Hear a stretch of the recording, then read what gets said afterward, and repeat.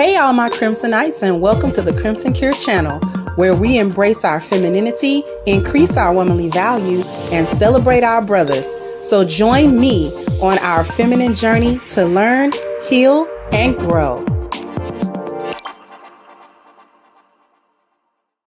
Hey there, my Crimsonites, and welcome to the Crimson Cure channel. I'm your host, femininity coach, and author of The Crimson Cure, and this was my perspective. So we're talking about Brittney Griner's release. Now, for those of you who do not know, Brittney Griner is a WNBA player who about 10 months ago was found guilty of having like the cannabis oil or what have you on her person in Russia, okay? And she was convicted of that possession and she was jailed.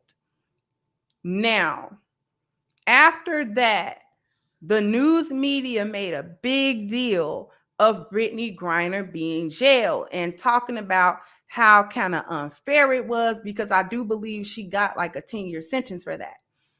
And so people were saying, you know, it's unfair, the sentence is too long, and all of those sorts of things. Now, we know that there was also another subsection of people who were like, nope, we don't care because she hate America, because she didn't want to stand for the national anthem and didn't want to play at the WNBA games and things of that nature. So we deem that she hate America, and so since she hates America, America doesn't have to come to her rescue.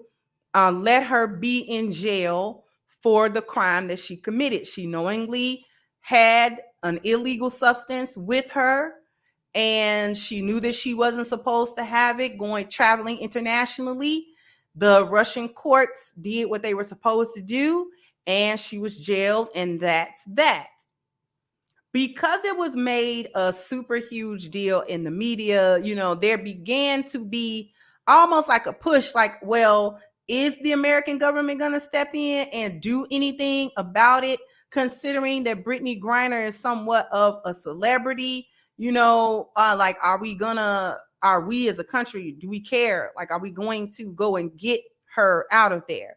Now, just recently, a deal was struck in a prisoner swap, and the swap was Brittney Griner swapped for a man known as the Merchant of Death. It's an arms dealer. If you ever seen the movie Lord of War, starring Nicolas Cage years back, that movie was like sort of based on that man.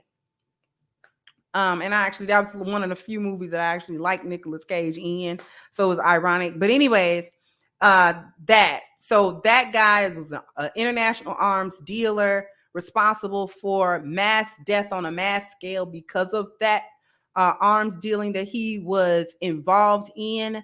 And so there has now been an uproar concerning that. And it's like, well, why would you trade him? First of all, why would you release him at all for anybody?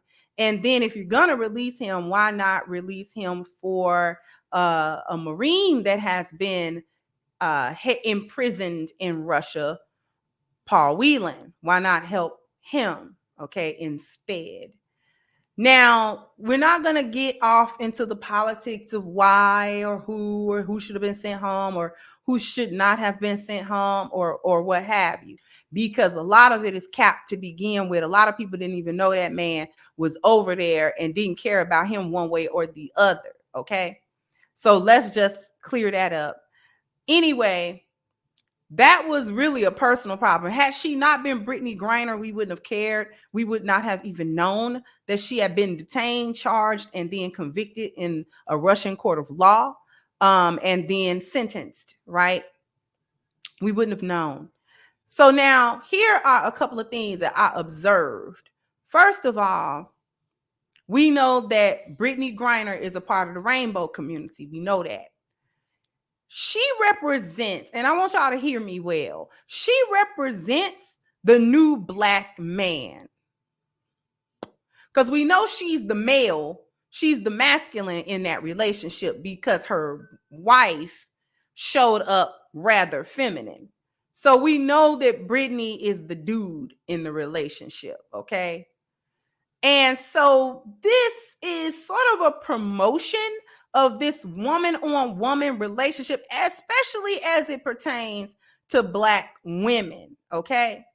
Because imagine had Brittney been Brian, or had Brittney been Brandon, or had Brittney been whomever, a guy, a Black man, would anybody have cared? Especially a Black male athlete that wasn't an A-list athlete. So if this was like a D league male basketball player that got caught up in the exact same situation, nobody would have cared. It wouldn't even really made the news. It might have been one or two articles. That man would be sitting in the prison. But this is a woman, and this is a rainbow woman, and this is the Biden administration. I'm gonna need y'all to make these connections with me, okay? It would have been swept under the rug if Brittney had been in the same position, the same level of celebrity, and a man, okay? And this is actually one P that Zaddy never gives to Black women. He promises Black women provision. He promises problem solving. He promises protection, but he can't promise procreation, right? And so this actually goes along with it, because to promote this rainbow situation is also a promotion of the fact that they can't biologically reproduce. Her and that woman together without any external, scientific procedure, medical procedure, not going to be able to procreate together. Okay. So that's actually very important when we talk about keeping numbers down, when we talk about promoting mindsets, promoting lifestyles that don't help us reproduce, that don't help us with our numbers, to not necessarily be stuck at 12 or 13 or 14% of the population, but to actually grow. Anyways, let's go to another point with this. The general American public do not care about political prisoners all across the world. They don't care. Most average Americans do not even know who the political prisoners are, where they have been held, how long they have been held, whether the charges are trumped up or not, whether nobody know. See, the people that are now hollering about Paul Whelan, y'all don't even know him. Y'all didn't know his name prior to this situation with Brittney Griner. You didn't even know about the Merchant of Death prior to this situation with Brittney Griner. Did you? A lot of you didn't. A lot of you did not. A lot of you were not lobbying to bring that man home or anything. Biden administration did not bring that man home. Trump administration didn't bring that man home. Okay? Nobody thought to bring that man home. What doesn't get said is apparently he was dishonorably discharged and all of that sort of thing. So, it's a little sketchy there as well when you start digging into the details.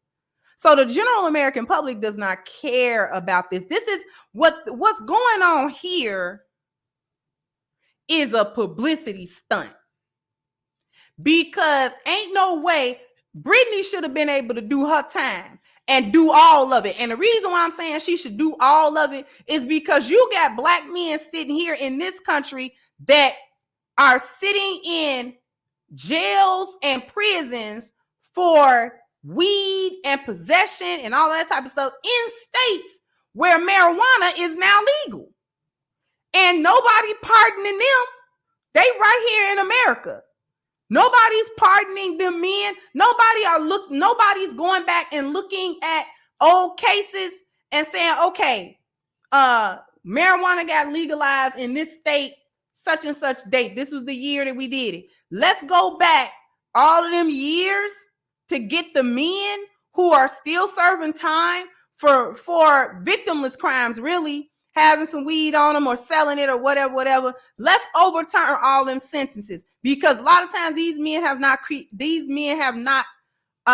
committed violent crimes. They ain't, deleted nobody or nothing like that. They just had some weed on them. They might have been selling it. They might have been smoking it. Whatever the case might be. It's legal now. So we might as well go ahead, go back, let the men out. It is what it is. Okay?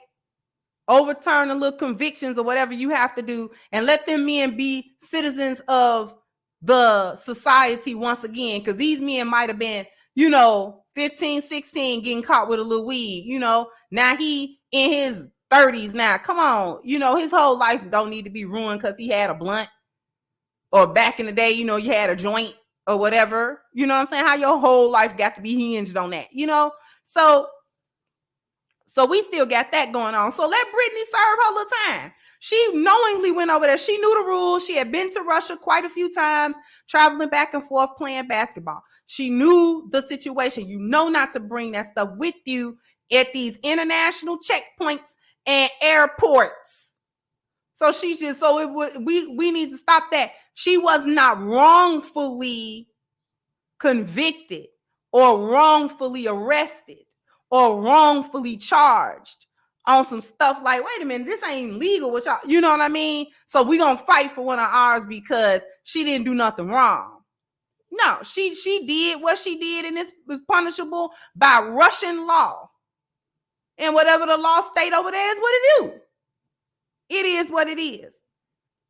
The other thing that this goes to show is that Zaddy will save the day. See, this is the Biden administration, and his base is black women, to cater and coddle to that black female vote. Got to be able to keep that black female vote in check. And what this does is this makes black women feel good. What it does is it says, see, you can go somewhere else and act stupid. And Zaddy, I'm Zaddy. I'll come get you. I will come save you from yourself. I will protect you. I will solve your problems. I will provide a way for you. It doesn't matter what you do. Okay. And this is one reason why black women still be thinking that Zaddy got something good for them, and it don't.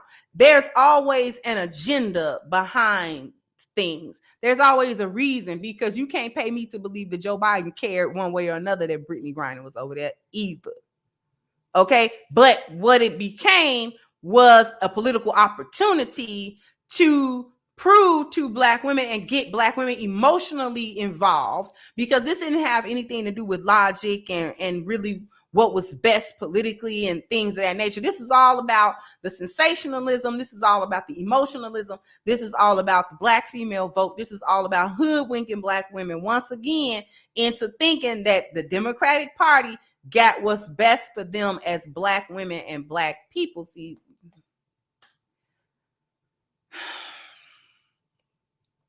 okay. So this is all token butter biscuit crumbs that's being dropped. This is feel good stuff, because Brittney Griner's family feel good. The people who were her fans, or the people who liked her, the people that thought it was wrong for her to be incarcerated in Russia on what we would consider to be a small crime or whatever, or what have you. Okay. So that's essentially sort of what I needed to bring to everybody's attention and my perspective on this whole Brittney Griner thing. It's a lot of cap from the administration. I know Ukraine got to be thinking, for real? You gonna let an arms dealer out and we at war with Russia right now? Thought you was our boy. How you gonna do us like that? Let him out. You see what I'm saying? Now we got an uproar about who loves America and who don't. Now we got an uproar about leaving Paul Whelan in a Russian prison. And a lot of this stuff is super divisive as well. But it's a butter biscuit for black women. See, Zaddy didn't forget about you. See, Zaddy still love you. See, we'll always come get you and make a way for you. We're not going to let them other ones get you. We ain't going to let them do you wrong in Russia. We rather do you wrong over here. Anybody going to do you wrong going to be me, baby girl. That kind of stupid stuff.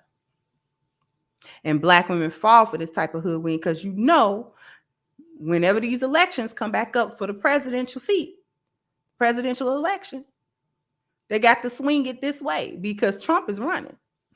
As far as I know, Trump is still running. And it's a lot of people that still want to vote for Trump. A lot. So they got to lock y'all down some kind of way.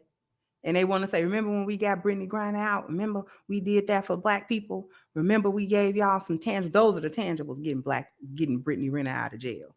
I'm sorry, not Brittney Griner. Getting Brittney Griner out of jail. Whatever.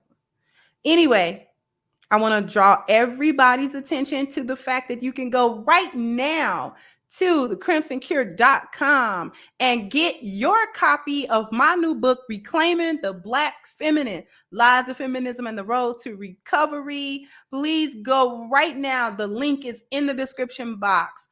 crimsoncure.com. Take a look at the beautiful website. It's gorgeous. It's wonderful. I'm in love with it. And you are going to be in love with the book once you get your copy, which begins to ship on December the 15th.